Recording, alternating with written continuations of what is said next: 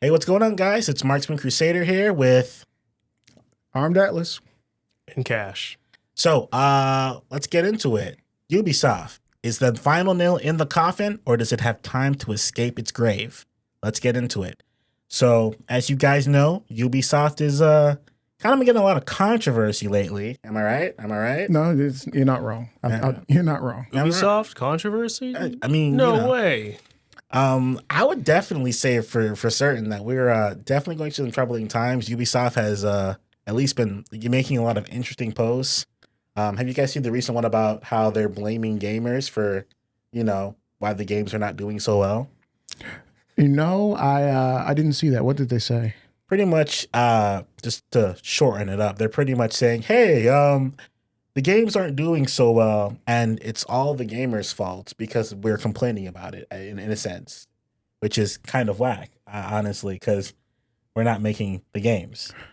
Yeah, I mean, here's the problem with that is if you make a good game, people will enjoy the game, and you'll get that word of mouth excitement, right? Yeah. Because the best advertising you can get is that word of mouth advertising. Right. And also the worst advertising you can get is word of mouth hate. So, I mean, you kind of have to just do what you're supposed to do, make a great game, kind of avoid things that people don't want. Oh, absolutely. Give more of what people want. Right. No, 1,000%. I think it sort of harkens back to the time that Elden Ring was getting all these accolades and praise.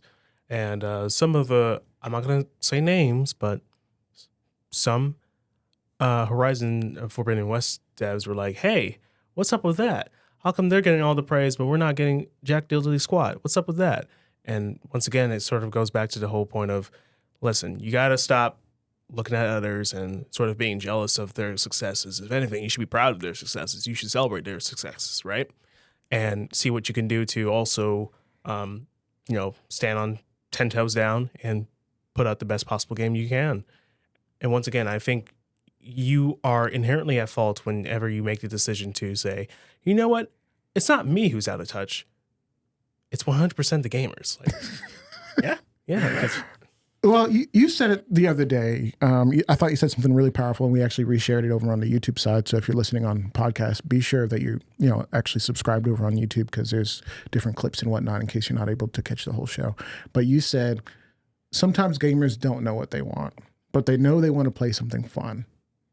Right. Yeah. No, exactly. And unfortunately, I think Ubisoft is delivering not necessarily in the fun category, but just so, hey, we're just going to hit the bare minimum. We're just going to make sure that you guys get a game, more or less. I mean, for crying out loud, look at Assassin's Creed Shadows. That game was supposed to release this year in November. And you want to know why they didn't release it this year in November? Because they wanted to make it as feature complete as possible. And I know in the past I've sort of said like, hey, maybe they're just trying to polish the game and try to make it the best it can be, right? Of course, I didn't have all the information. That's fine. We all make mistakes sometimes. Although Ubisoft's been making way more of that, but we could talk about that a little bit later, right?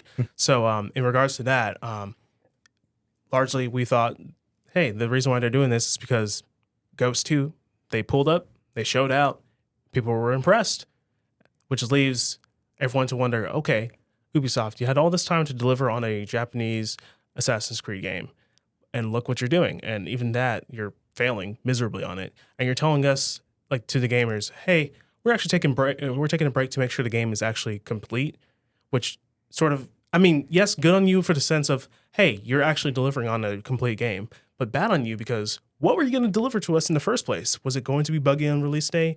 Was it going to have features missing? How much were we going to get when those season passes kicked in with their DLC content? So honestly, anyways, that's all I really have to say for now about Ubisoft's more modern undertakings. That, I guess, also Skull and Bones, but we could talk about all that later. Yeah, I mean, it's really just kind of rough in general with the most part going on with Ubisoft. Like we have StarWars Outlaws was supposed to be this extremely hyped up game, right? Oh, absolutely. I was completely just, supposed to blow us out of the water. We're supposed to be like, Star Wars is back. Ubisoft is going to put in all this great work. And instead it was just there. The sales for it even were not even matched up to every other game. Like, you have copies being sold by the millions within weeks for some of your average games, right?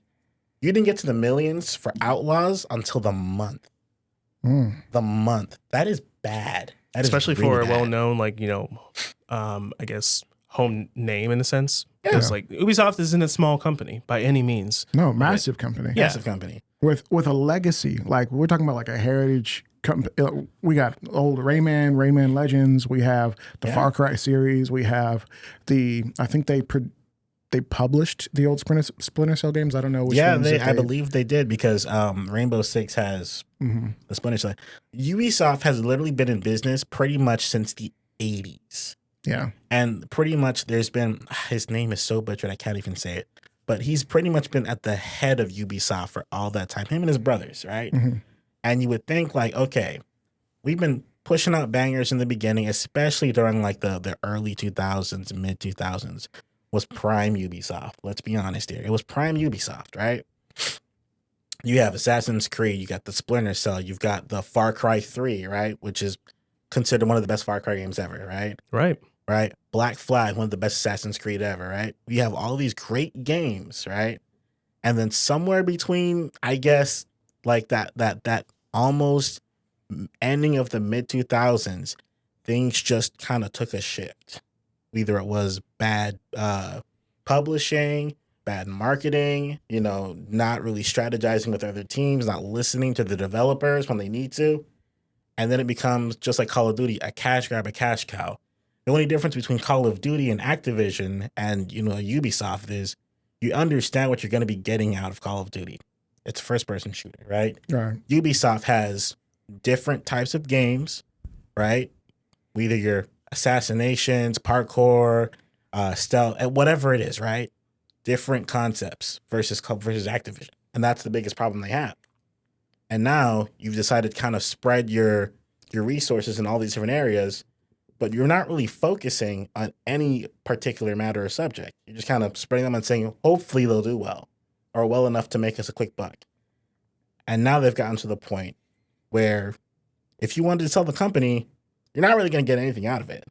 Their stocks have been dropping bad. That's true. Really bad. To the point where they're like, we want to sell it. And maybe we might sell it to another company, but who's going to want you at the end?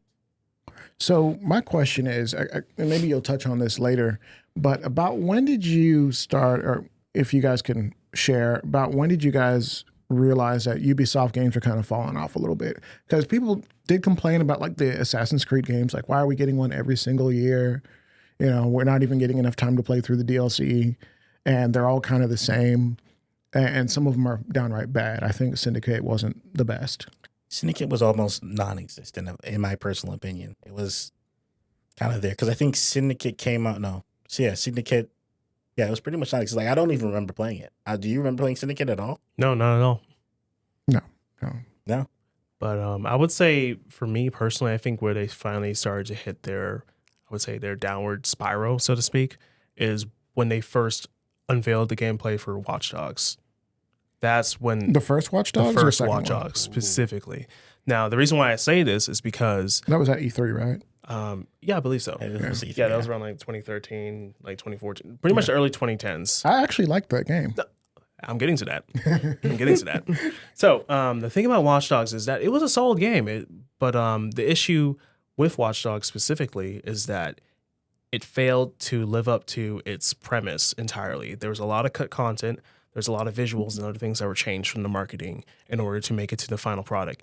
And only recently have we ever gotten access to the cut content. And let me tell you, it makes the game like different from its original inception. That's not to say that, its original inception wasn't great, because it was a solid game by all means, but I think that's when Ubisoft's mentality towards things really started to change and shift. Yeah, I definitely agree. Watch Dogs, like at least the beginning, it had a lot of bugs, a lot of issues going on with it, and everyone was very disappointed with the game. Everybody loved the story and they loved the character behind Watch Dogs, but they were not impressed with its gameplay at all. Its gameplay was lackluster. It felt like a very, let me just put it this way. It felt like, hey, I'm going to go over to Walmart. I'm going to get the Great Value brand GTA. But we're going to have like a little spin on it by having the whole hacking mechanic. Yeah, it definitely felt like that. And there's something that I did want to bring up. is personally, I feel like in recent memory at least, everyone has made a Ubisoft game better than Ubisoft. Yes. Yes, absolutely. When we talk Absolutely. about Watch Dogs, it's like, oh man, Watch Dogs 2 was interesting. Although by the time I got to Watch Dogs 2, I was kind of done with Watch Dogs. Right, and the Legion came out, and people were very disappointed with that. And Legion was had the opportunity to essentially take the Watch Dogs name and bring it back into the foray, but the biggest mechanic that they had going for them was the unique NPC system, which was supposed to have, hey, whatever person you come across, whatever NPC you have, they essentially are going to have their own unique stats, their own unique background, their own unique set of skills and such, and it's going to affect how you end up recruiting them into your gameplays or your squad, so to speak. But even with that, they dropped the ball on it because it's Ubisoft.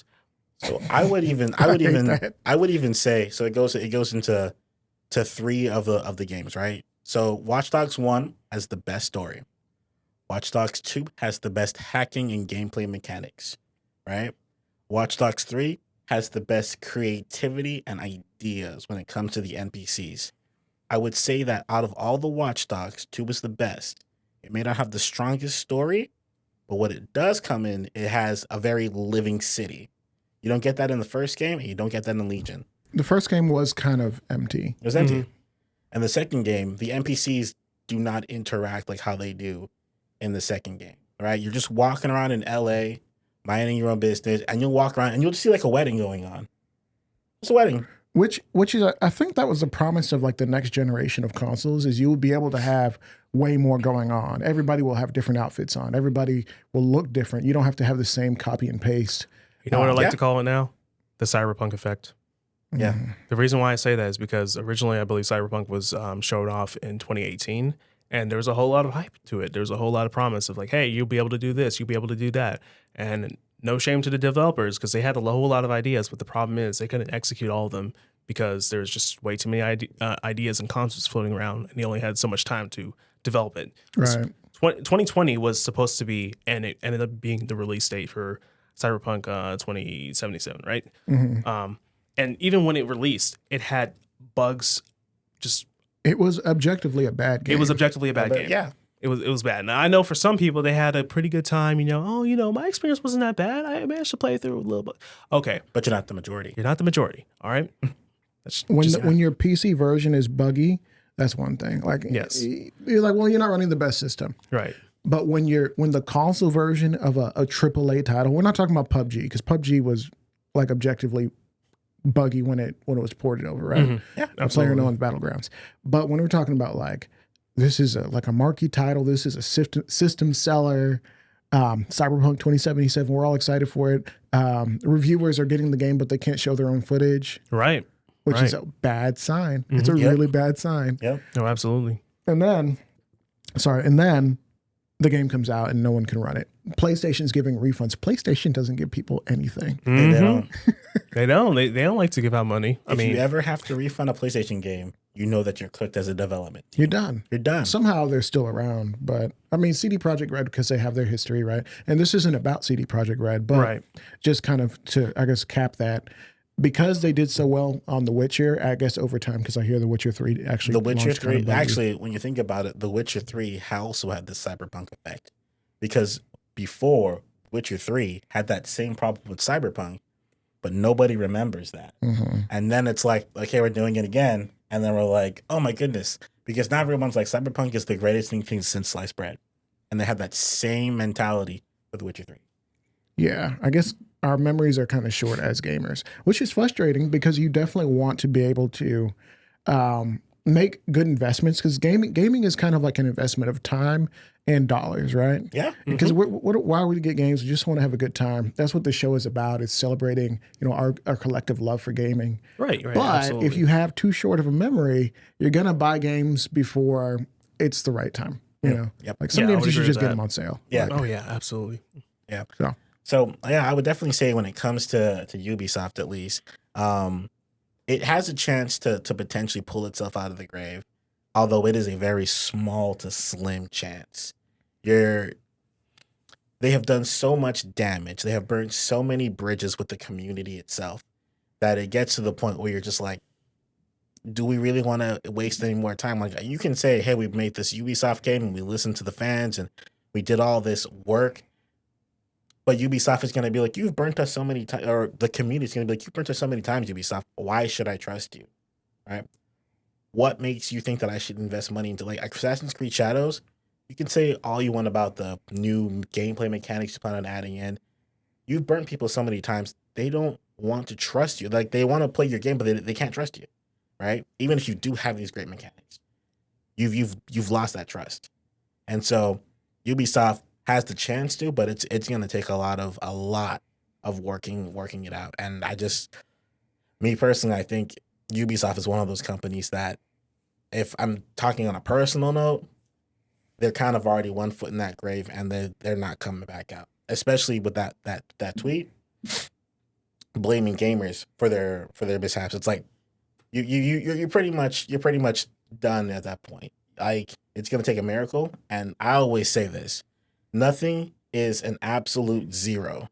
There's always a percentage of a chance, even if it's small, it can happen. So, with that being said, yeah, I would definitely hope that Ubisoft can pull it together, but I'm not sure if it's really got its bearings all in the right place.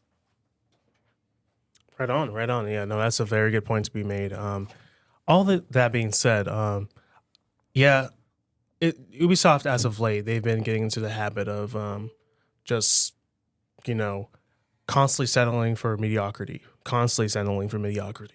They have the opportunity to do something great or to do something different, but they just, for whatever reason they choose to just settle, like just throw that away and just settle for the bare minimum. And I think it's enough time has passed to say, hey, enough is enough. Why are you doing this? Stop it. Otherwise, we're not going to continue to invest into you anymore. And I know me personally, I'm trying to remember the last Ubisoft title I actually purchased with money. I think it may have been Valhalla. He said purchased with money. Purchased with money, because at this point you've gotten to the point where it's just like, I'm either gonna get this free, which is like no pressure to me. Like, sure, it might take a little space on my hard drive, but I can delete it. Right. But like, why would I buy a full price Ubisoft game? Yeah, I mean, it's weird because just in the gaming landscape, we've shifted from amazing single player experiences. One of my favorite Ubisoft games is, oh my gosh, what's Splinter Cell, Blacklist, which I don't know if it's objectively a good game. I have fun with it, right? Mm-hmm. Yeah. And we go from that game, which was a single player experience. The world is being built out in front of you. How are you going to interact with the world? Are the NPCs any good? Are the gadgets any good? To everything's got to be online. Everything's a multiplayer experience. And even For Honor, that was a Ubisoft game. Yeah, it's a Ubisoft game. Ubisoft title. Yep. That game was pretty much only good as an online game. I mean, you could go through the story, and that was fun, I think, for a lot of people. Oh yeah. But the primary draw was getting online and dueling people, right? Mm-hmm. And I think we've really shifted the way we do gaming, and I think Ubisoft has not really been able to keep up with that. Yeah, I would say that at least in the online gaming aspect, Ubisoft is trying to become one of those online competitors, those online titles. But live services. Yeah, live services pretty much. But nobody really wants that, right? Right. You are known for being the Splinter Cell, the Assassin's Creed, the Ghost Recon Wildlands, or not Wildlands, but just Ghost Recon in general. Recon, right? I mean, Wildlands was good for me. It was great, and you could play it offline, right? And and it had a cool online thing that came like a year later. Yeah, which is, to me, that's kind of almost a good way to do a game, except maybe you want to give people all their features up front. But that's the problem with we've gone into a point where you can literally update someone's game on day one patches. Oh, the game's still missing some features. 6 months later, there's a patch that actually gives you a feature. We talk about like Starfield, right? They just released vehicles. DLC. They just released vehicles after I'm already done with the game. Yeah, rover vehicles, which I'm done with the game. Oh, they have rovers now? They have. I'm not. Yeah. I haven't tried it. I have the game. I'm not going to try it because I'm done with it. And it doesn't have that Skyrim replayability. It really doesn't. The world is too big. The loading screens are too long. Everything just takes forever. I'm tired, boss. I'm tired, boss. Guess who did it better? No Man's Sky. That's a fun game. And also the developer, he's constantly letting people know, hey, we got this latest new patch. We're bringing this thing in. We're bringing this thing in. And all the patches and stuff, all those Was No Man's expansions. Sky indie? Yeah, it's an indie developer. Okay, because that game really had a resurrection story. No, that is 100% a tale comeback of king, pretty much. Right. Like probably even bigger, in my opinion, compared to The Witcher and Cyberpunk. Oh, yes. Because Cyberpunk, in its defense, it had a really good anime that sort of resurrected it, which was really funny to me, all things considered, right? The Witcher, obviously, it just, over time, they ended up patching it over and over again. And they released really good DLC as well, so it helped it. And there was the show. Yeah. And the show helped as well a lot. Yeah. The show, and it helped people get into the books as well as the games. Oh, yeah. Yeah. Well, I mean, if you have a collective universe, I think that's good. And, obviously we talk about Concord, the Concord tax, did Concord kill PlayStation? And somebody actually, to acknowledge one of the commenters, thank you guys for, watching that episode 3, and really showing us all the love and support and dropping comments. Somebody mentioned that it wasn't just Concord. PSVR also had issues with kind of the anti-consumerism. The controller, PlayStation made a Pro controller and they charged more than Xbox did. Oh, yeah. For what? Like, I know the controller's objectively better, but why is it objectively more? And I don't know that, like, as a Pro controller, that it is actually better than Xbox's. Right. Like, what's stopping you from either going for a third-party SCUF controller or just 3D printing your own parts? I mean, you could. I mean, yeah, I guess you could do that, right? So all that considered, I would definitely say, yeah, Sony has been really strange with how they've been pricing their products this generation. They were really on top of it with last generation, but this generation they've been just dropping ball after ball. I mean, all their first-party products for, I guess, ranging from like the headphones to the VR2 to the PlayStation Portal, which, okay, I've learned the PlayStation Portal can be played outside your home. You just need to leave your PlayStation 5 in rest mode, and you have to have a decent enough Wi-Fi connection. So what happens if something happens, your power goes out at home? Oh, then no PS5 goes. Yeah, I'm sorry. Hey, that's on you. Guess you're not gaming. Guess you're not gaming. Yeah. I guess that's fine. I think one of Sony's biggest things is they were on a high streak for a long time. And they've kind of fallen to that same thing Nintendo has fallen into, right? I love Nintendo. I love all games, all forms. I love all games and all forms of life, my fellow Americans. But when it comes to Sony, they looked at Nintendo. They said, those guys get anything. They get everything, no matter what it is. You can throw whatever you want. You can make a full price remastered game and sell it for a full price game, and people are going to buy it, right? Mm-hmm. Sony was like, yeah, I'll do that too. Right? They said the PS4 did really good. We got game sales. Everybody was doing that. We pretty much beat them in the console wars, if that's what you want to believe. I mean, you can, if we're excluding PC, right? But Sony kind of got to that point where they were just like, we can just do whatever we want. And then when they realized, oh, people aren't going to take that, then they're like, oh, well, I guess maybe we should kind of readjust that one, especially when it came to Concord, Mm-hmm. the VR, the Portal. Yeah. And then they're kind of reevaluating things. They're like, okay, well, then we'll give you Astrobot with content. We'll do these little things here. It's been a high and low because they just kind of got off that high that they previously had, where they were like, they felt that they were invincible. They felt like they could just sell anything if people are going to buy it, Mm-hmm. I mean, the commenter, was it Shu Ziyu? I just pulled up the comment, also mentioned the earbuds. And then I pulled up the price for the PlayStation earbuds. I'm like, this is a game console for children, right? These are $200 earbuds that you don't have to buy. Like, you don't have to buy them. But god dang. Right? Yeah, no, absolutely. Yo, what you smoking? Because at that point, why don't you just go ahead and get yourself some AirPods or some, like, Sony's or whatever other name brand, like, pods out there. Or, just get the old reliable and plug it into your controller. You just go ahead and do that. Yeah. Do you want to sell these things, or do you want to just like have a high priced item? You see, if Sony really thought about it for a second, what I would do is I would make it compatible with their already name brand Sony headphones, not the PlayStation brand. Right. Mm-hmm. Which I understand, they're trying to sell PlayStation branded stuff, right? Okay, whatever.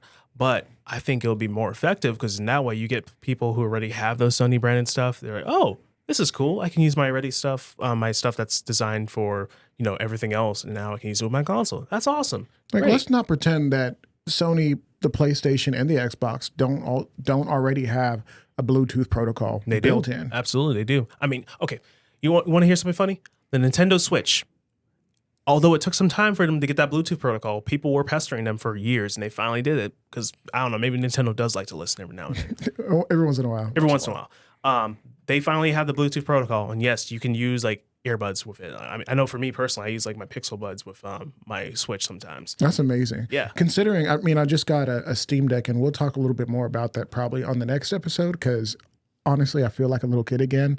Like I remember the first console I bought with my own money was a Nintendo DS Lite. I feel like that. You feel like that? I feel like that again. Okay, all right. Well, It's incredible. What's gonna happen is you're just gonna be like, I'm going on a business trip, and then you're gonna be like, I have everything. Do I have my Steam Deck? Gotta bring my Steam Deck, right? Right. I mean, honestly, I don't know that I want to be on any flight that's longer than 60 minutes without it. Like, it's just kind of that kind of party. Might as well. But I don't want to take too much away from, go too far away from the Ubisoft conversation, because I feel like we were really onto something with that. Yeah. So, I mean, Lisa say, at the end of the day, when it comes to Ubisoft, how do I say this? We as a people, right? We gotta all understand that, like, at the end of the day, just the same way how like these companies, these developers, they're gonna blame us, right, and say that we're the bad guy here, and it's like, that's cool, right? You don't want us to get your product, right? But at the same time, don't complain to us about how your product's not doing well. What is the solution, I guess, is what they should be asking themselves. And you at this point in your life where you're like, I should take any advice that I can, or at least any good advice that I can, you might want to start hearing out your consumers, right? Especially at least the reasonable ones, right? We're not asking you for like anything crazy. We're not asking you to make male only characters or something along those lines, right? We're not asking for that, right? We're just asking you to just be like, hey, hear us out when it comes to a good story. Take the time and initiative. If you think about Assassin's Creed Shadows, right? They pretty much made the game, right? And then they brought in someone to check in the cultural differences. You should have been doing that during the production, right? Mm-hmm. And that just shows that it's like, you're not really taking any interest in this. You have your own agendas. You have your own things that you want out of the game, but you're not considering, hey, this is a work of art, not just for myself, but to share with everybody else, because they are going to be a part of this world, right? Yeah. Mm-hmm. Hideo Kojima, right? We were just talking about this guy. He's insane, but he makes some really cool games. He does. That said, there's a difference between playing like Ghost of Tsushima and then playing anything that Hideo Kojima has made, like Metal Gear, Death Stranding, stuff like that, right? Mm-hmm.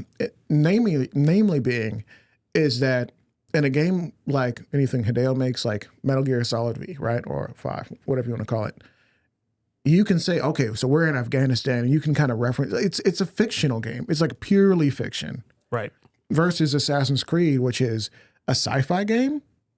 People didn't quite get that until they actually got to the end of Assassin's Creed 1. He's like, oh, by the way, it's actually sci-fi. Mm-hmm. It's like, what? I thought it was fantasy. No, it's sci-fi. But in the sense that you're like in the Animus and you're going back in time through the memories of your ancestors through this electronic device, right? Right. But the point is, if we're kind of still in that vein, and you guys can tell me if maybe we've gone away from that, but if we're actually still going back in time and experiencing our ancestors in this game, or experiencing historical events, even if we take some creative liberties, like, it's got to be close. Like, you can't be just like completely off. Mm-hmm. Like, bro, like, that did not happen here. That was in China, not in Japan. Right, like, right. Yeah, no, that's a good point. I mean, like, for instance, if we take Assassin's Creed Unity, they went and they took scans of France? That was the French Revolution game, right? Yeah. They took scans of all these buildings, and funny enough, well, it's not funny. It was terrible. One of the buildings ended up burning down, and they had no way of. I'm sorry, I laughed. Yeah, there's no conceivable way for them to recover because they didn't have access to the blueprints of that building anymore. But guess who did? Guess who had access to like all the scans and stuff? Ubisoft did. Wow. Because back then, they put a lot of care and effort into it. Yeah, because that just really shows, like, hey, we want to get this right. Like, how are we going to do that? Spare no expense. And I mean, games are some of the most expensive ways to create like explorative media, but also some of the most lucrative ways to do it if you do it right. And obviously, you can really just milk gamers to the extreme. You know, we talk about FIFA and Ultimate Teams, 2K. 2K. I mean, just wait. I mean, I used to play Madden a lot. I'm like, wait a year after year, continue to milk people for the same game. It's crazy. And honestly, when it comes to those games, it's like they have their place, right? You have your Madden, your 2K, those games. It has its place at the end of the day, especially for some of those guys. They make legitimate money off those games, right? That's cool, right? And even though like sometimes, and I know a lot of us gamers tend to look down on those guys. It's like, look, they have what they like, right? It's football, it's basketball, it's whatever it is, right? And they're playing as their favorite person, right? I'm not gonna judge you about that if that's the case. Me personally, it's like it's not my cup of tea. If I wanted to play football, I'd go play football. If I want to play basketball, I will play basketball. But I can get why somebody wants to play those kinds of games in a nutshell. But you don't really need to put a lot of thought into this game because it's already here. It's a stadium. You have your players, your footballers, your basketball. You have them already, right? When it comes to Ubisoft, it's like, all right, so we're making this giant area, as you said. They scanned France, right? Which is no small feat. Like, that's a big deal. It's a big deal. Assassin's Creed Black Flag, right? How is it that we've made this naval combat, right? Which is revered for it to being some of the greatest naval combat of the Ubisoft titles. In gaming period. In gaming period, right? And we go to Skull and Bones, so they're like, this is going to be a quadruple A title game. A quadruple, stop. Bro, don't overhype it. That's the problem. They overhyped it. And they're like, we're gonna take a little bit of elements from Black Flag, and everyone's like, this is gonna be a great game because we loved it. And then somehow you managed to fumble it, right?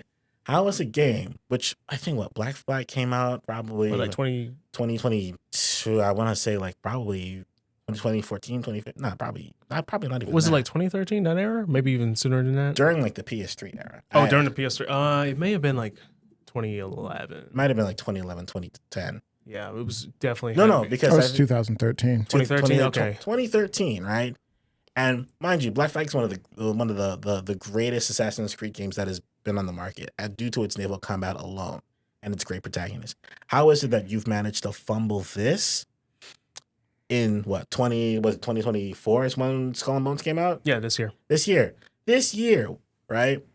I will always say this, right? We can complain about how, the gamers don't want these things, or it's just a fantasy game. It's not realistic. And I'm like, look, when you think about it, games back then had limited technology. There's only so much you can do with certain areas. And today we have access to the internet. We have improved technology. You don't have any excuses not to make a good game. You're choosing not to make a good game. I actually saw a video because I know some of the early gameplay that we showed in the background. For those listening on podcasts, we like to show some gameplay on the YouTube side. But some of the gameplay you showed early was from your time playing. Which FarCry was that? I think it might have been 3 or 4. Yeah, I think that was 4 because there was like Cheeseburger the bear that you could recruit. You could recruit a bear. It might have been 5 actually. Oh, was Cheeseburger in 5? Yeah, Cheeseburger wasn't 5 because 4 you were in the Yemen Mountains. Okay, yeah, because it's 5, and they just made 6. Yeah, they just recently made 6. Okay, yeah, so that was 5. I have 5, which I thought was a good game. I never beat it, but it was good. The gunplay felt a little funky. Yeah, if I'm shooting an assault rifle, I want it to feel like an assault rifle, and it just didn't. It felt like something else. I don't know. They didn't get the sounds right. But the reason I brought that up is because I watched a video of somebody was like kind of critiquing, like, hey, back in Far Cry, like 2 and 3, when we were on this older technology, when you pulled out a flamethrower and you lit the ground on fire, it looked better on the older titles, on older technology, on older systems that could do less. It looked better. Yeah. Why? Because they put their time and effort into making it more visually appealing. They didn't have the technology to do so, but they had the time and energy. They had the passion to do so. In these games, it's like, okay, this is the standard fire animation that we're going to use. There you go. So I'm pretty sure if I put the fire animation in 4 and 5, in between 5 and 6, it's probably going to be the same. Yeah, 5 and 6 is, I believe 6 was one of the titles where it definitely went down significantly, despite 6 being a much more expansive title. Yeah. Compared to, I mean, because they paid for Juan Carlos Esposito.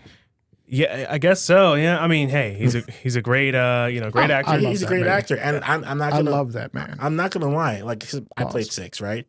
He was a great villain, but it was just, and they had a lot of great characters in Far Cry 6. But the only problem was that the game was just lackluster.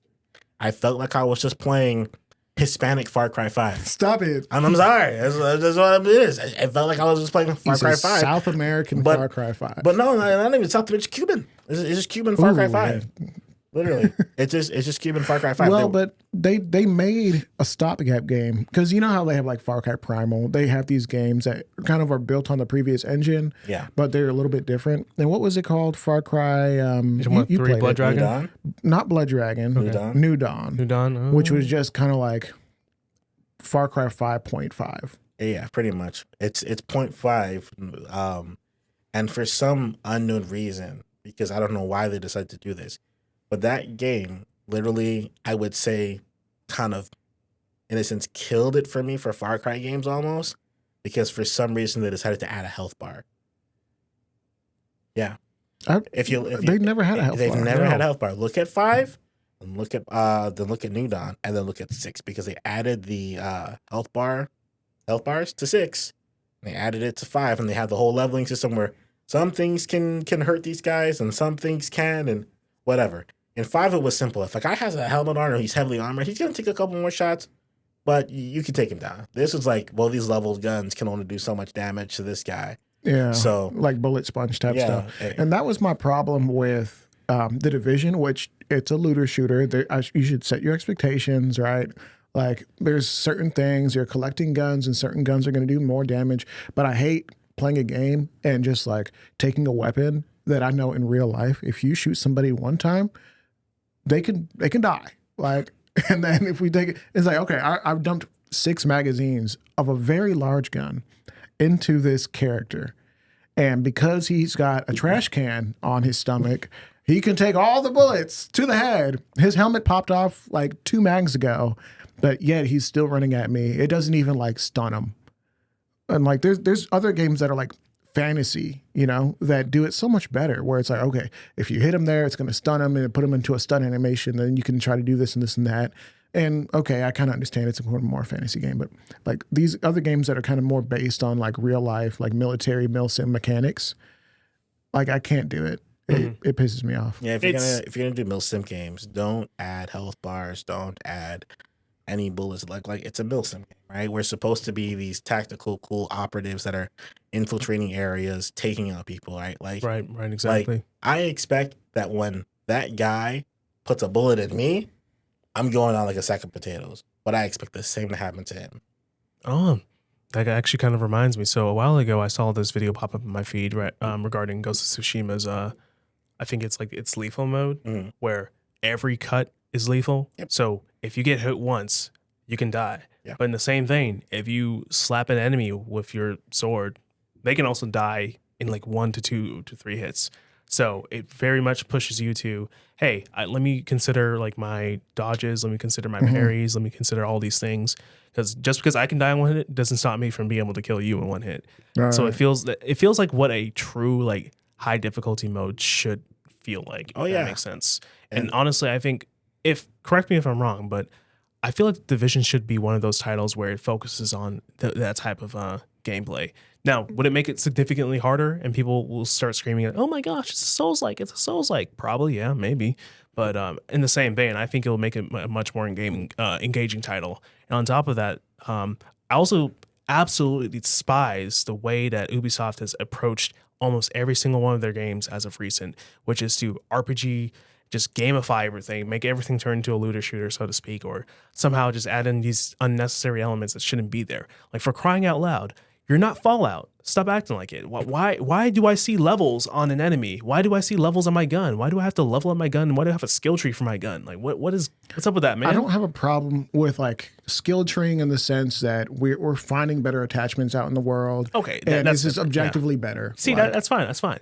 But my issue is like FarCry has no business having a health bar. Why is there a health bar? Why is there a health bar? Why do you put all this unnecessary UI crap in my game? right. And I think people, and this is because I started playing Ghost of Tsushima recently, and I've not gotten super far into it, but every single time I boot up the game and I spend more than 10 minutes, I'm just like, oh yeah, I can see why people love this game. Like even the way they handle like being in the game at night, like in this one forest mission, right? You're going in and you're fighting these bandits, and just like the fireflies and the things that are helping you to be able to see the world around you, and everything just glows nicely. And it's just like, man, they really thought about like, how do I make this game beautiful, but also interesting and somewhat difficult, right? and practical.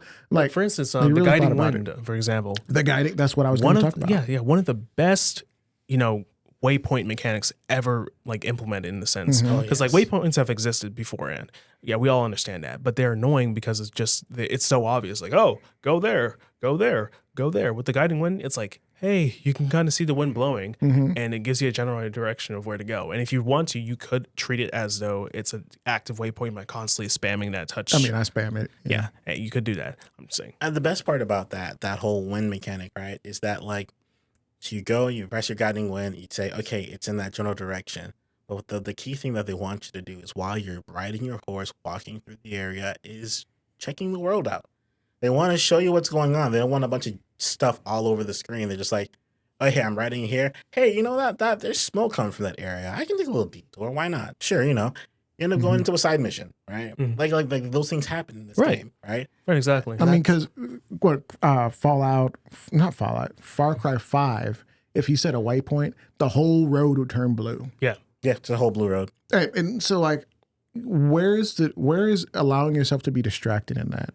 Because the road is blue. Like I'm following the road. I mean, the game is dynamic in the sense that a bear can pop out of nowhere and start eating a caribou and then start fighting one of the bad guys, and it's like, oh, that's cool. But when I'm playing Ghost of Tsushima, which is they did it better, right? Like they just did it better in the sense that all the side missions, because the problem with Ubisoft games is there's a bunch of towers, there's a bunch of side missions, you got to climb the tower, you got to do your side, and it's annoying. With this, in Ghost of Tsushima, maybe I haven't played the game enough, but I've not played the same side mission twice. Yeah, they don't really have that. Side missions are very purposeful. Right. They feel like intentional. Like they really thought about like, hey, there's one person approaches you. He's like, oh, help me. And you're like, oh, okay, that's weird. And then, I'm getting jumped by some bandits. I'm sure that one will happen maybe 2 or 3 more times. Right. But which is to be expected, right? Another time, a guy was like, hey, help. I'm like, well, are there bandits? And I get down and I go to talk to him. And then he's like, they attacked my family. And Jen's like, why are you here? Like, you should be fighting the bad guys. And he's like visually and audibly upset at this man. Like, why are you here? And you can see the character of Jin and what he expects from people. Like, be like me. Like, don't even be like me. You should be like me. Like, do the right thing. Yeah. Like, right. You should Absolutely. be dying with your family if your family's been under attack. And you're like, yeah. And you're like, kind of like feeling what he's thinking. And so then you go to save the family, and whether the family's still alive or they've died or one is being held or whatever the situation is. Like, it's a unique situation, and where it's staged has unique environmental considerations. Like, oh, the house is near the water, and one of the family members was dragged across the water, and then one of them was killed and thrown into the lake, and you don't see their body anymore because it's floated away. And plus, you don't want to see that one because that one would be kind of too gruesome the way they died. And it's like, whoa, they really did think about everything. Like, it's not just a copy and paste. We're here. They're just different waypoints. And the same thing can happen no matter where you are on the map. No, it can't happen that way. Yeah. It has to happen absolutely. this way. Absolutely. Yeah, that's a very good example of what we call, I believe, environmental storytelling, where the environment around you tells a story. So, yes, there's obviously the story of like, hey, I'm doing a side mission or whatever, but you have the story details of, oh, these people died in this manner, or they died like this, or the bandits were doing this, and you can sort of see through like the way that they died how terrible these bandits are, or why this guy chose not to fight against him. Because in one hand, like, okay, yeah, I understand, because I would personally be terrified to have to fight some dudes who could do that to my family. But in the same vein, like, hey, like Jen said, stand up for what you believe is right. And the moment you choose not to stand up for what you believe is right, that makes you a coward. Yeah, protect your family. But isn't that the beauty in a game like that? Is you remember those lessons, and like Jen has taught you something. Right. Absolutely. What did you learn from the protagonist in Far Cry 5? Like, I don't. Far Cry 5? 5 specifically? Nothing. Absolutely nothing. I'll tell you what. Far Cry 5. I learned more from Joseph Seed. Joseph Seed ended up being right in the end. That's the Which is whack thing about the whole thing. That's a crazy lesson to learn. Because right. The Cult leader's right. The deputy, as we want to call him, is deputy, silent protagonist, right? Who you just kind of doesn't say anything. Mind you, first silent protagonist in the entire Far Cry series. Which I can see maybe why you'd want to like let that character kind of be more of an embodiment of you. The decisions you make are you. But there weren't really much decisions to be made, and there wasn't any dialogue options. You can't.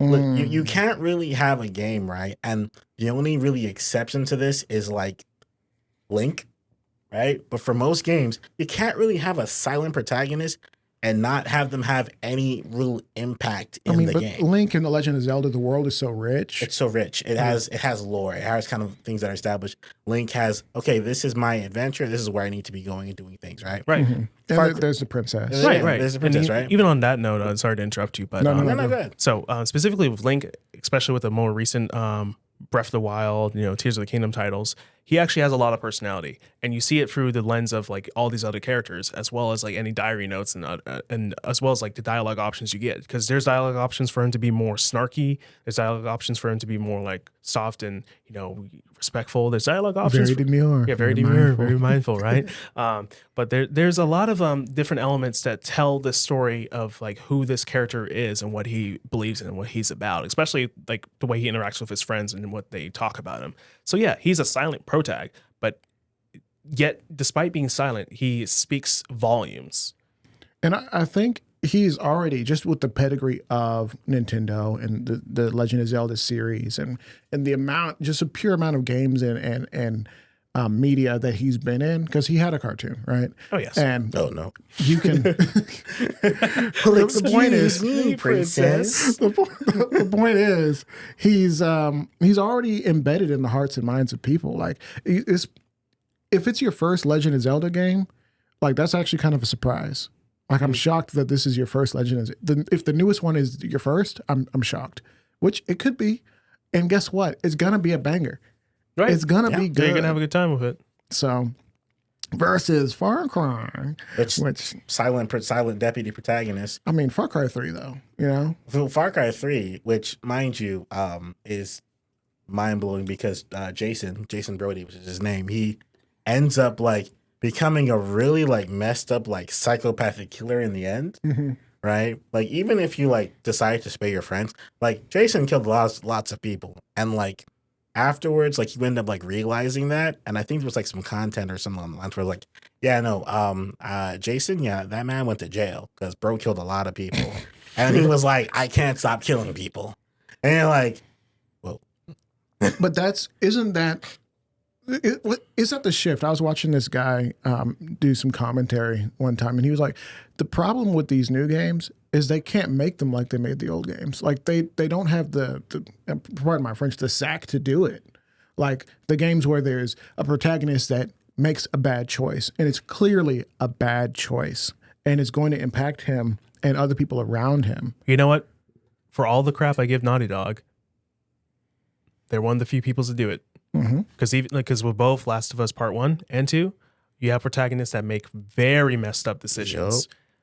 Arguably the wrong decision more so even in 2, just because of how much repercussions build off of that. I mean, yes, there's a lot of repercussions from 1 because it led to the inciting incident for Part 2. But in Part 2, you see how bad it gets, like real bad, to the point where you're like, man, I guess killing and going for revenge is a terrible idea.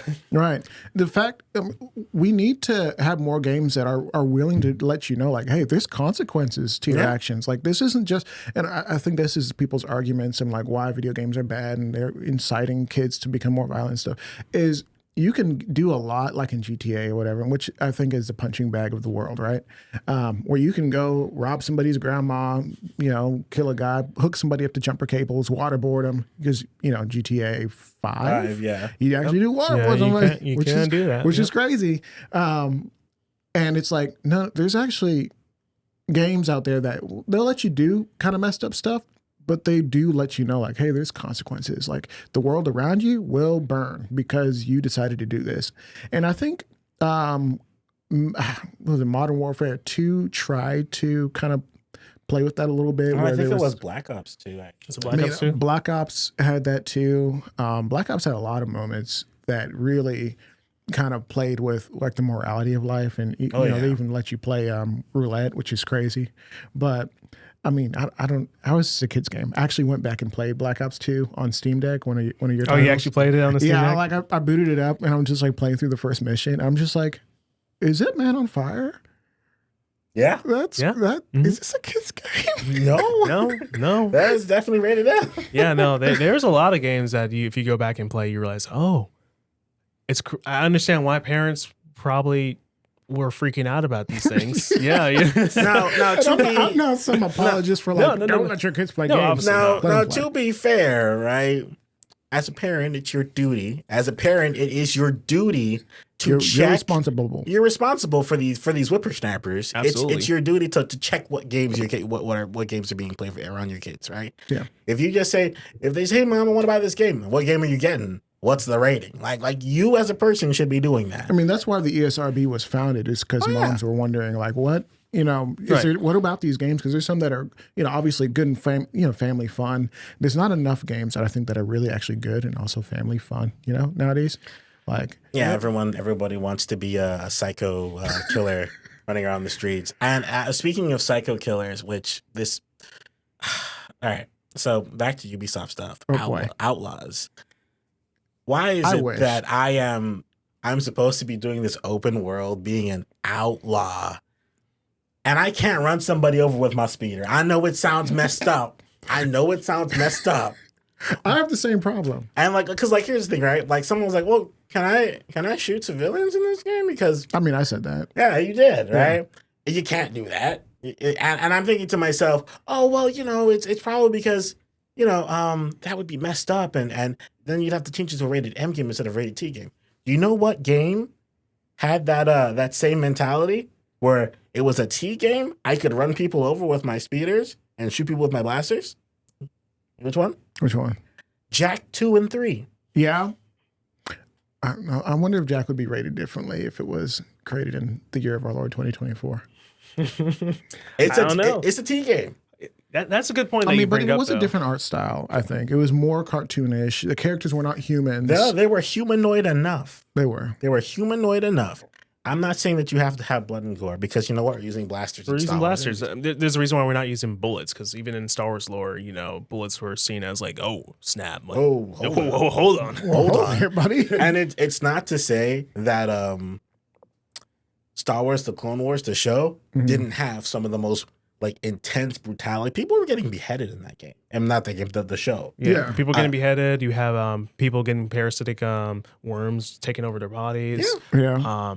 I mean, you had people getting mowed down. Child soldiers. Children. Yeah, all the clones are child soldiers. Oh, pretty much. We forget about the that. Jedi Padawan, which are literally children. They're literally children and teenagers. And so I'm thinking to myself, I'm like, so why, even if this game was going to have a mid-story, right, you could have at least made it to the point where I could just be doing chaos in the game. Like, here's a wanted system. But that's only if I, mess with the police, which are just the Empire. That's it. And that's my problem with modern gaming, is we've literally lost our nerve. Like, come on, bro. Like, if you're gonna give me a game where I'm playing as an morally ambiguous person, you're a scoundrel. You're an outlaw. Yeah. The game is called Outlaws. Let me be an outlaw. Yeah, let me do stuff outside the law. Consequences. Let me face the consequences. If I shoot somebody, give me 5 stars. Yeah. just be like, hey, listen, like we don't want to encourage it. Yeah, Instant 5 stars. Here's what you could also do. You could also have it so like you point your weapon at someone, and someone's like, "Oh, please don't shoot me," and maybe for a second you have the protagonist say, "I don't know if I should do this." Storytelling. Yeah, What? and then they do it anyways. Like, I'm probably gonna regret that. It is what it is, you know. We ball like we ball. We right. ball. And then, like, if you're going, there's so many ways. Like, because okay, it's a Disney thing. You don't want to tell children because we want to market this to kids and stuff. I mean, what you're also playing as the bad guy. And So just make it a rated M game. You make it can't less even- accessible. Make a game that kids can play. you can't even use the Disney excuse at this point anymore. Because Deadpool. Deadpool, literally Deadpool. Yeah. Like if I go on Disney Plus, Deadpool 1 and 2 are literally there. Yep. So like it's like Deadpool and Wolverine. Deadpool and Wolverine. They made that. They made that. Right? They got access to Daredevil. They got access to Punisher now. They got access to all these other Netflix shows that were. That Echo show is one of the, I guess, the first shows that they wanted to do under this new kind of banner, Right. where it's more of like a, rated R style. Yeah, Moon Knight was also supposed to be like that, but Kevin Feige, unfortunately, he was like, I don't know. It might be a little bit much. So I guess Echo was probably the show where they said, you know what, actually, let's go for it with the new Disney, MCU banner. So What was the show you were talking about? Oh, Moon Knight. Moon Knight. The first, they should have made it a little Yeah, bit no. darker. Ooh. I liked how it started. I really liked how it started. It ended a little weird for me. They completely butchered the ending. Halfway through, it got better. Like I would say, episodes 5 and 4 and 5, I believe. Those episodes were really interesting because it had the main protagonist really struggling with his whole condition and coming to terms with who he was. As I love person. a good struggle. Yeah. No, it was amazing. Because I mean, the first few episodes, you're like, what's going on? Like you were just as confused as the main protagonist, and then later on you're seeing him like continue to like come to terms with his abilities and such and what he can do. But then they decided to, hey, you know what? We need to go big. We need to take this supposed street level hero or whatever, and we have to go big or go home. Which I understand. There are some comics for Moon Knight that are pretty big, but I think it was one of those where it would have performed a lot better if they would have grounded it way more, like made it look okay. I'm not saying you got to make everything edgy and got to make everything gritty, but it should have been. It honestly is one of those comics where it would have comic book adaptations where it should have been more gritty. It should have been a little bit more dark. Maybe not as dark as like Daredevil or as dark as Punisher, but just dark enough to the point where like, did he kill that guy? Right. and I think just the concept of just the I guess the deity that's basically giving Moon Knight his powers, that whole thing was dark to begin with. Yeah, it absolutely and was. I loved episode like 1 and 2 where he's like great. just like completely lost. Like the character's lost, you're lost, but you're just like, wait, I'm trying to piece it together. And then it kind of starts to fall apart as we kind of keep going, and the more information's revealed, maybe too soon. Yeah, like come on, like let me go through this like psychologically frustrating like story, and that's storytelling, right? It's right, like, absolutely. Wait, he's this guy, he's sleeping and he's got like sand around him so he can see the visual evidence, and he's tying himself. Why is he tying himself up? Oh, he's a sleepwalker. No, he's not sleepwalking. No, he's a sleep fighter. But yeah, I guess bringing it back to Ubisoft again, it's just weird because you would expect the basic thing of, hey, I'm playing in the Star Wars universe as an outlaw. And if you know anything about Star Wars, let alone like, those bounty hunters and those outlaws, those scoundrels, they're not good people. They are objectively not good people. They may do good things every now and then because they get paid by the right person, but they're not good people. I mean, case in point, like if we take the Clone Wars again, which is once again an amazing TV series. You have characters like Cad Bane. You got characters like various other bounty hunters. Not good people. Aurra Singh or whatever. Yeah, Aurra Singh. Bosk. Didn't Aurra Singh raise Boba Fett at one point? Kind of like half and half. Kind of half and half. She was sending him down like a dark path. Or on the dock. Okay, which is like, yeah, that's storytelling. That's storytelling. Like we need to have these conversations because there's in today's society, there's a lot of like ambiguity of like, hey, what's right, what's wrong, what's true, what's false. And I'm not saying everything has like an absolute, solid, how do you say it, like an apex of like, hey, this is absolutely true. Because there's some things that are a little bit more fuzzy. Like you can make it that choice for yourself. Yeah. Right. But I think we should be able to have these conversations in the form of medium, in the form of art, where it's like, hey, like if I tell a kid like, hey, take the money, like forget about the people that are harmed from doing this job, like that's heavy. Like let's have that conversation. Let's tell that story. Yeah. Mm-hmm.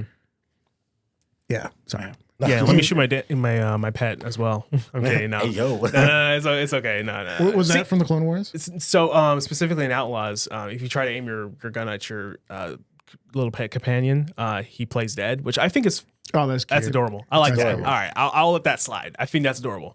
But let me shoot someone else other than the Empire, because I mean, yeah, the Empire are bad dudes, but let me be a little bit of a scoundrel. Can you start a bar fight? See, I should be able to do that. Can't do it. Jeez. The only people you can fight are the Empire and GTA did it better. the other potential gangsters. Yeah, and that's it. And it's like, listen, right? Like if you want to be able to tell me like you would refrain from using civilians because it's going to be a consequence, sure. Like Assassin's Creed, they're like, hey, look, like we have an in-game explanation of why you can't kill civilians. Because they're like, well, this ancestor didn't kill innocent people, or because the code tells them you got to stay your blade away from the innocents, right? Okay. Which was a really great concept for the game, where it's like, I don't want to just go around and swing my sword and kill people. Cool, there's a reason for it, right? Mm-hmm. Outlaws, it's like, well, we're just gonna say I'm gonna aim it, and I'm gonna try and shoot, and like it's not even to say like if I can't hurt people, they would at least like run away. They just kind of stand there. Fascinating. Which is mad odd. That sort of goes into the attention to detail. I mean, speaking of attention to detail, okay. So the same company, Ubisoft, decades ago at this point, they created a very fascinating volumetric system, specifically when it came to fish tanks. Now, specifically in that game, you could take your pistol, your firearm, aim it at the fish tank, fire at the fish tank, and guess what? The water would drain out to the level of where you shot your firearm at. What game was that? That was Splinter Cell. It was Splinter Cell. Same company. I love that. Same company, by the way. They came up with that. Like they figured it out. They made it work. That was, was it necessary? But that's a nerd who's been in the game for a while Right. and was just like, you know what? I think we could do it. What if we did that, guys? And they're like, bro, work on that. Let us know when it's done. I think they were actually, and you don't quote me on this, but I think they were actually probably the first guys to really actually do that. And I think Metal Gear Solid 2, Sons of the Patriots, were like, oh, that's a cool concept. We should do that. Because like if you do it in Metal Gear Solid 2, it does the same thing. It's the same thing. Fascinating. Yep. I love to see when companies like they bend the wheel of the game engines that they're working in to make sure that they can get stuff done and like really kind of show something unique, like a unique feature.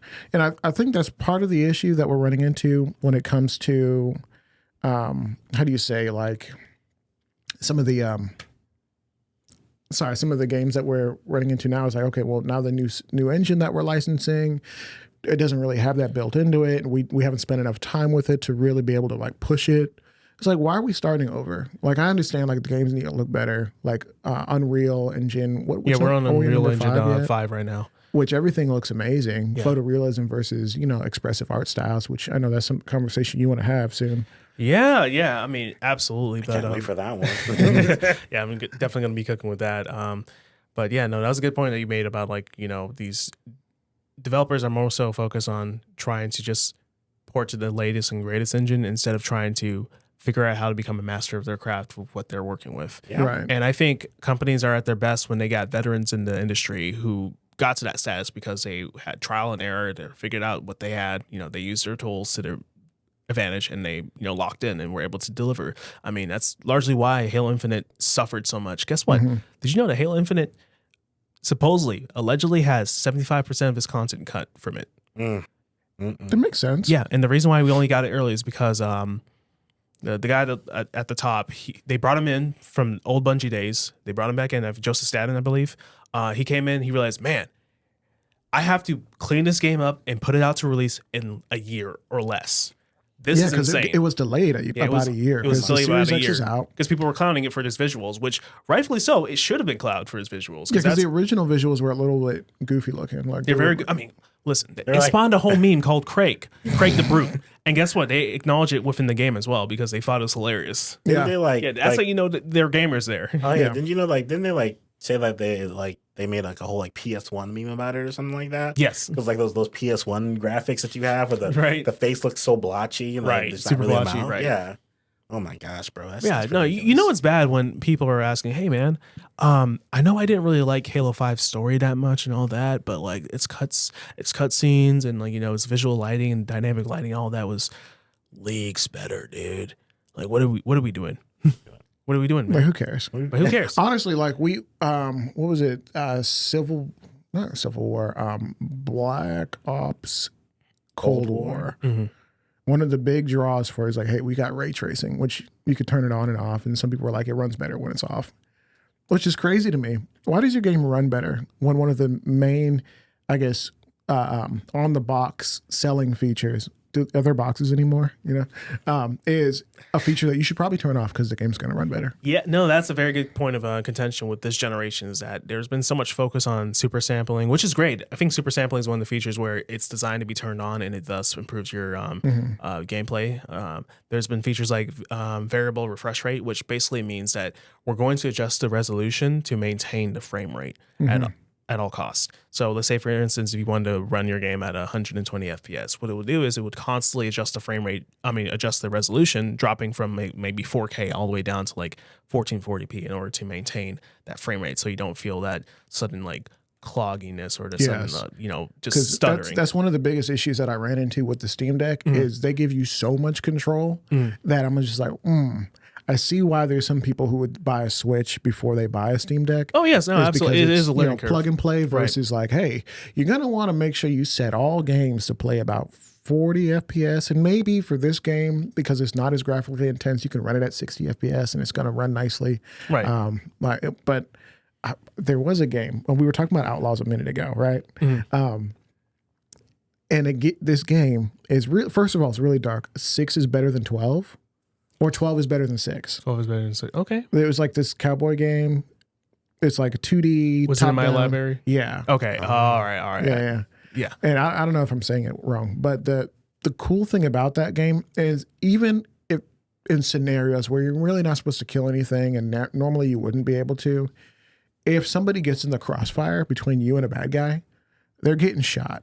And they're gonna die, and there's gonna be a lot of blood. It's like 2D animated blood, right? But still, like the consequence is clearly right there in front of you, right? Like, oh, there was a horse in the way. I'm sorry for that horse. Aim better next time. Yep. Skill issue for the horse. It sounds like skill issues all around for real. Hey, I mean, yeah. And so we're at about an hour into this show. So I don't know if there's any other points you needed to make. Honestly, at the end of the day, when it comes to Ubisoft, there are a few things that need to do in order to hopefully not, get sold out. It's pretty much hearing out your consumers, right? Hearing out what they have to say. Now, obviously, that means not just taking all the stuff and filtering out, certain people who are just kind of being a little selfish, but actually hearing out what people are saying, hearing out the majority, right? They need to go back to getting into their creative roots, right? None of this copy and paste or that pseudo stealth, as some people are calling it, right? We need to, actually make more creative games. Actually stretch the horizons. I don't need another Assassin's Creed. Honestly, I'm an Assassin's Creed out, if I'm being honest. So we can cut Assassin's Creed, go to something else.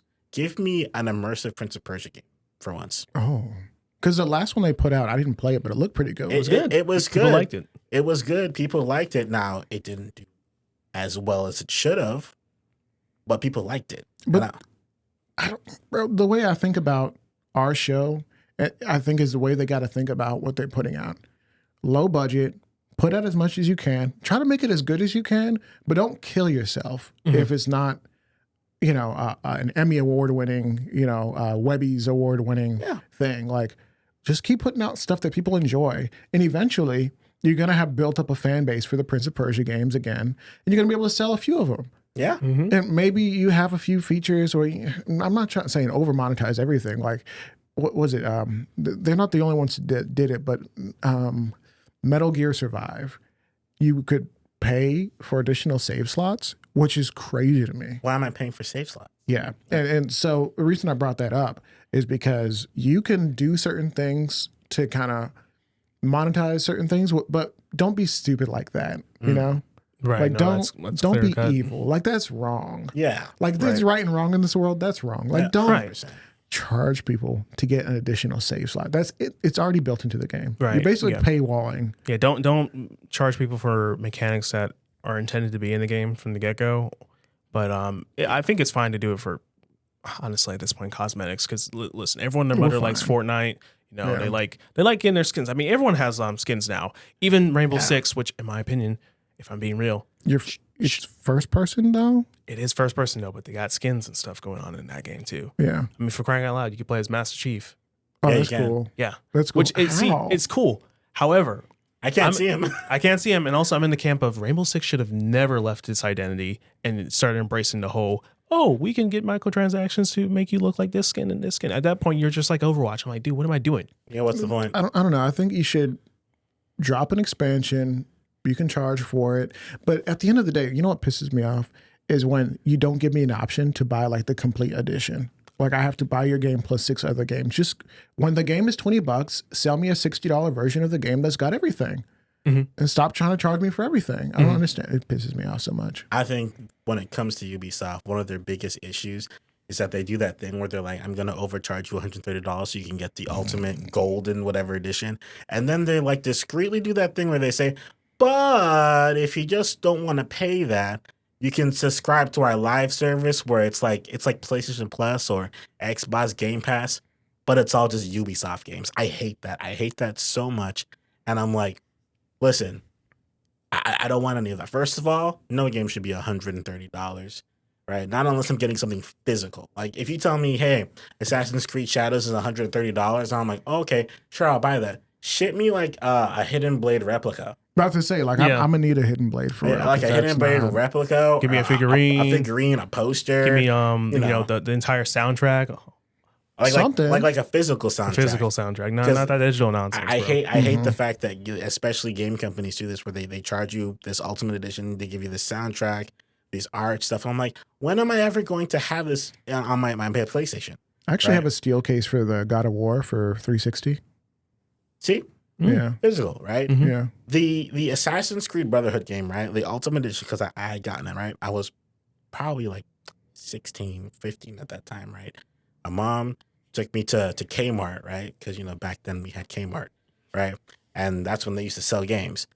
Kmart, take me back. take me back. And literally the golden, or not golden, whatever you would call the gold ultimate edition for Assassin's Creed Brotherhood was there, right? I think I probably spent about, I don't know, probably like $60, $70, right? And it gave me this giant map of Rome, right? It gave me this little Jack-in-the-Box court jester thing with that comes with the key and it would spring out, right? It gave me a bunch of extra stuff. And I'm like, just give me a poster, bro. But that's the thing, right? I'm paying less money for that. And I know inflation and all that stuff has changed. But if I'm going to spend $130 to get through your best ultimate edition for a game, I'm expecting something really good from it. Right. I shouldn't have to spend $200 to $400 just to get your ultimate edition because you added some extra plastic to it. Legend of Zelda, when the Breath of the Wild came out, I actually bought one of the limited edition versions, not like the master edition, because there was one that was like real fancy, but the one that they were selling in stores, it was like $100. And it came with, I think, like a map and an amulet or something like that, and some sort of soundtrack. And I haven't opened it. It's still locked up. Oh, really? I might give it away one day, but We'll it's just do a giveaway. right, maybe. Hey, But the point is, like, I didn't have a problem spending $100 on that game. No, because although I did wish there was like one more thing in there, like something a little bit more, like a shield. I don't know. I mean, like a shield, maybe like a little figurine, like an amiibo or something. Oh, throw an amiibo in. Yeah, honestly, that would have worked. That would have worked. Like a limited edition amiibo Right. that you're not going to get anywhere else or something. Oh, yeah. But I said to myself, you hold on to this long enough and keep it in nice condition, like it'll be worth something for real. Oh, yeah. Like you absolutely. could, and there was a point where you could actually buy it for like $200, which that tells me like, okay, so there's actually a value like beyond what I just played, because you buy a video game nowadays, it's not your game. If they want to pull the plug on this game, it's not your game. And Was you're it not getting your money Ubisoft who back. said that as well? Yeah, when you buy games, you're not buying our games. You're not Gamers buying need it. to get accustomed to not owning games. Yeah, and you know what? I know not a lot of people rock with California, but California, they stepped up and they said, hey, by the way, you companies need to tell these people that they're not buying your games, they're buying licenses to play your games. Yep. Because this is goofy. Mm-hmm. And I understand, like in the world of software, licensing and temporary licenses are a thing, but there's also certain softwares that give you a lifetime license. Yep. And that's what I expect to buy when I buy your game, whether it's digital absolutely. or physical. And I expect if Xbox goes under and my entire library, I expect somebody else to own it and I'd be able to access it. Yeah. Yeah. Realistically, that's the way it should have been, but unfortunately, that's not the case because companies like to do their thing, which is what's gonna happen is that eventually it's gonna get to the point where gamers are gonna be like, I mean, you know what? We're just gonna start pirating things, right? And game companies hate this. They hate it, right? Me personally, I'm like, if you're a scummy company like EA or Ubisoft, you deserve to get pirated. I don't care what it is, you deserve it. Because if you don't want to be fair to people, why should I be fair to you, right? Yeah. Right. And I personally, I think you can actually get a hard file of your game. Yeah. From, like, if you purchase the game, you can pull the ROM or whatever.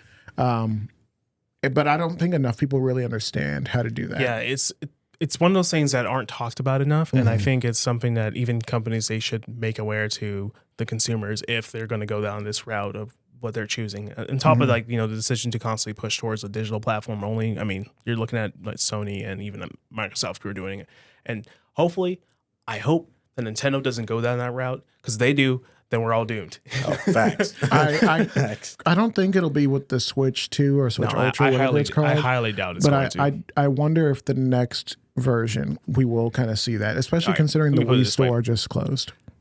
Nintendo's too goofy to do that. You're right. But they're also like a powerhouse. It's that, like, they can do what they want. It's like this the Homelander. I'm Homelander. I can do whatever I want. Like, who's gonna stop me? Who's gonna stop me? You know. Yeah. At the end of the day, Ubisoft. I mean personally, I think that they're kind of a sinking ship, but they could potentially pull themselves out as long as they kind of hear what people are saying. They scale back on some of these ridiculous prices for games. Yeah, they need new management, honestly. They need new management. The guy, the pretty much the director of Ubisoft has been pretty much in the exact same position since the company started. Right? You know, if the company was doing well, I would have no problem with that. Oh, yeah. Yeah. And that's the thing, right? And here's my thing. If you manage to, like, let's say, for instance, you're a consistently good company, right? And maybe you've kind of had a couple of hiccups with a few games, right? I'm not going to be mad at you. But when you are, like, constantly with these constant hiccups of a game, and then you're like, well, it's your fault, not our fault. And our game is perfect. You just made the game bad. I'm like, it sounds like ego. It's like, why should I buy your product again? You shouldn't. That's the answer. You shouldn't. Yeah, no, exactly. Like, and, we can live without playing your games. Yeah, absolutely. So just one last point. So I realized that you did mention that whole thing about, Ubisoft saying, hey guys, if you buy our games, get used to the fact that you're not actually owning them. It's our games, not yours. You're licensing them, right? So to that I say, if you are on PC, please, please, please don't just use Steam, but also use GOG. Good old games, because every game you get from them is completely DRM free. What that means is if you buy a game from them, it is yours to keep. It is yours to keep 100%. So that means, like, for instance, Cyberpunk, which is on there, it's going to be your Cyberpunk. That means CD Projekt Red, whenever they decide to finally just say, we're going to stop making games, we're going to stop supplying stuff, guess what? They can never take away your Cyberpunk. They can never take away your Witcher games. That's yours to keep. Or even like, Baldur's Gate, which, God forbid, hopefully Wizards of the Coast doesn't do some goofy stuff and say, hey, by the way, Larian, we're going to go press your balls about this again, and we're going to make sure that you cough up that rights to, this IP. Hopefully that doesn't happen. I mean, Larian has been pretty good about standing their ground. But if that does happen, if you have owned Baldur's Gate on GOG, it's yours to keep. My best advice is that just add a bunch of games to your wish list, wait till they go on sale. When they go on sale, go ahead and just cop them, and then they're yours to have. I think I have, like, Splinter Cell on the wish list, so I can go ahead and cop that and some other games. But it's good. It's awesome because you just end up owning games and you actually own the games. Like, it's a lifetime license. That is fantastic. I did want to jump into a new segment that we haven't done. We've talked about doing it, but what are you watching or what are you playing? Pick one. Go. Okay, so I've been playing, just finishing up Astrobot. I'm about to beat the game. I think I'm going to end up 100%ing it. I'm also been playing a bit of Black Myth Wukong. It's been great. Oh, that game is actually kind of hard. I'm not gonna lie to you. Like it's boss rush after boss rush. Yeah, it's great though because you get to see all these new abilities. I've heard there's some unique interactions if you use certain abilities as you begin to progress further and further along. So it's been cool. I've been enjoying that. As for what I'm watching right now, I recently started watching that new anime called Danadan, and it's kind of cool. I like this premise. What's that? I feel like I've heard about that. Yeah, it's the one that has that one band Creepy Nuts who also did the opening for Mashal season 2, did the openings for and endings for Call of the Night, the one vampire anime. But point is, it looks like it's going to be interesting. I'm hoping it's probably like Mob Psycho from what I can tell, where it has like ghosts and stuff and like psychics and espers. I'm not sure. I still have to get through that, first couple, like that first episode. I'm probably going to wait a little bit longer. I thought you were going to say first season. I'm like, oh my gosh, not one of those. No. It literally just dropped like yesterday or the day before. Oh, nice. So it's not like, bro, you got to get through season 3 and then it gets really good. Then it gets spicy at season 3. I heard the new Bleach 1,000-Year Blood War Part 3 came out today. So I'm currently reading through Bleach to the point where I get caught up to that, and I think I'll jump over and start to actually watch it. Neat. It's been great. I enjoy it. Nice. So nice. What you on? So game wise, I've actually decided to replay 2 games. I've been replaying Metal Gear Solid 5, and I've been replaying Baldur's Gate. Nice. So I was like, I wanna see these different routes. I played it a few times, and I was like, all right, I'm done. And then I'm like, actually, I've got this Baldur's Gate fever coming back.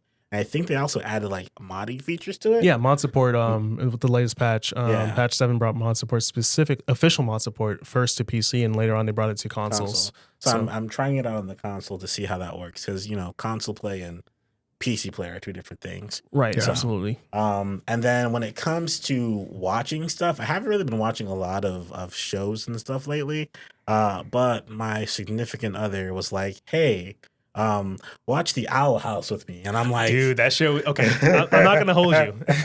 I thought I was going to hate it, but low-key is kind of good. It's goofy. It's goofy. It's whack. The main character, I'm like, in the beginning, I'm like, you're a whack individual. But then as I'm watching, I'm like, if anybody were to make this person cry, I might just have to start throwing hands. Right? Nice.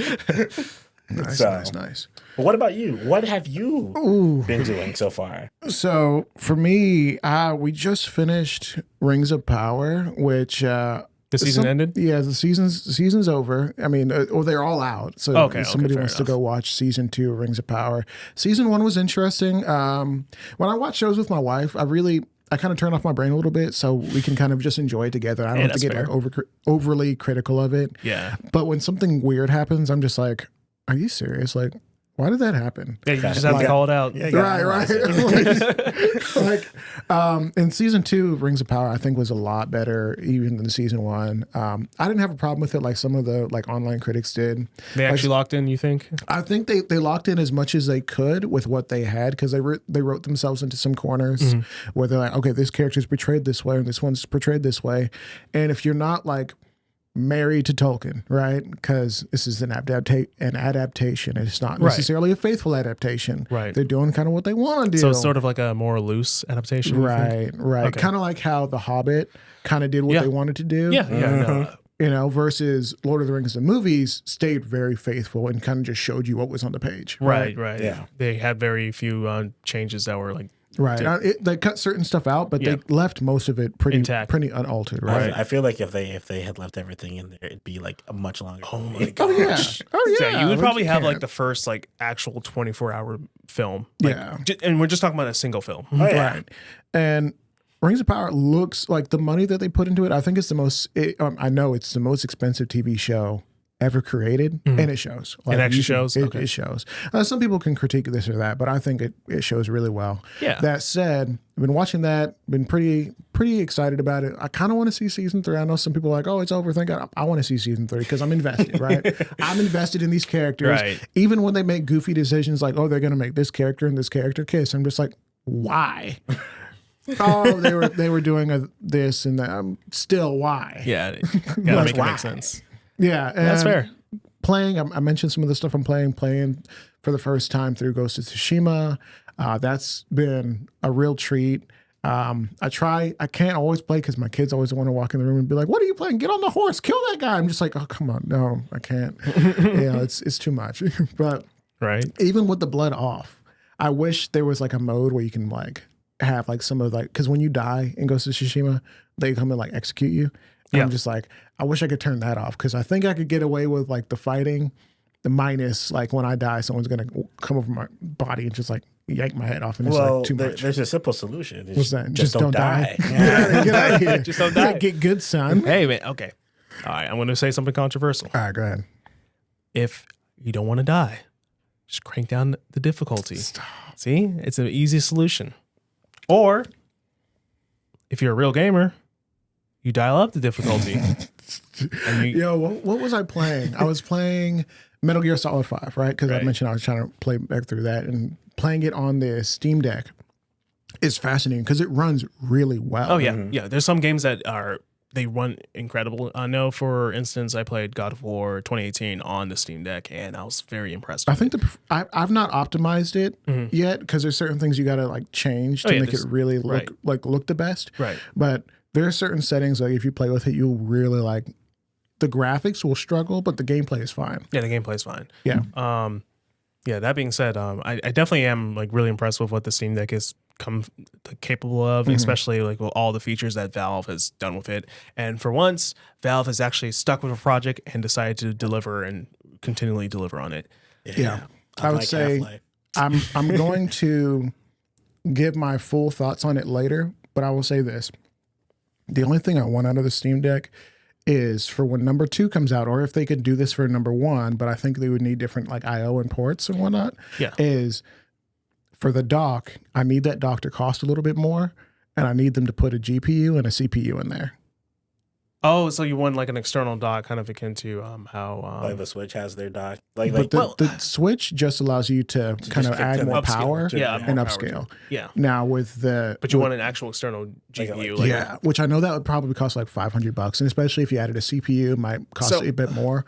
I would buy it. So you want an officially made one? Yes, I want them to make a dock, and I need there to be a GPU and a CPU built in, so that I can plug in and get full power out of this thing. Yeah, I mean, it might be possible. I think it'll probably be more likely with the second iteration of the... Because it doesn't have the ports for it. Because I watched a video of a guy like open up his Steam Deck and cut open like a little slot so that he can plug directly into one of the ports to get additional GPU. But then they ran into issues with bottlenecking on the CPU still. So it's like, okay, we're getting good performance, but CPU is too small. Right. So it's something that'll definitely have to happen with the next iteration of the Steam Deck. So I don't have a Steam Deck, one day. But is it just strictly handheld, or can you like connect it to your monitor? Let me put it this way: it's a PC. It's a PC that runs. It's a Linux PC. Yeah, it's a Linux PC. So it pretty much runs So have you ever accidentally activated a Steam Big OS mode on your? Yeah, that's what it does. That's literally it. Yeah, and that's the reason why Big OS mode also got so much better because of the Steam Deck.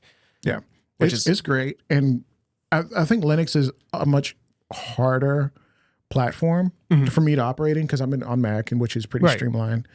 But I wish they could do little tweaks to make it a little easier to download those extra like plugins and whatnot. Because I'm like, okay, I need this plugin, I need that. Yeah. I can see like what games like the community has rated. Like, oh, this one's platinum. Okay, that's gonna run great. For even though Steam Deck says, oh, it's unsupported. No, it runs great. Right. Yeah. They just have yet to get around to actually verifying because there's so many games they have to verify. But even going in and downloading additional plugins and different. Like if you wanted to get like an emulator or whatever, like you got to go download that on the desktop side and bring it over. And even downloading stuff looks so different than even like Windows, Microsoft, where it's like hit run and let's go. Like, no, this is like, okay, it's a different language. It's a different design language. It's a different computer language. So it's a learning curve for me coming over from Mac and PC to this. So overall, it's a good. I'll share more thoughts later because we haven't even touched, like scraped the top of the cream off. Like, it's crazy. Listen, Gabe works in mysterious ways. That's all you need to know. Yeah. So we're at 1 hour, 28 minutes, and 59 seconds. Guys, this has been fun. Nate, sign us out, man. All right. As you know, I'm Marksman Crusader.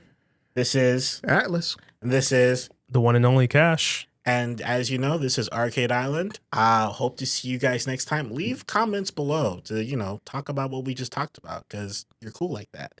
So with that being said, drink water, stay safe. Yep. See And you make guys. sure to catch us on Spotify and Apple Podcasts and other podcasting platforms, because we need those reviews. Oh, definitely need those reviews. All right, guys. Peace. Peace.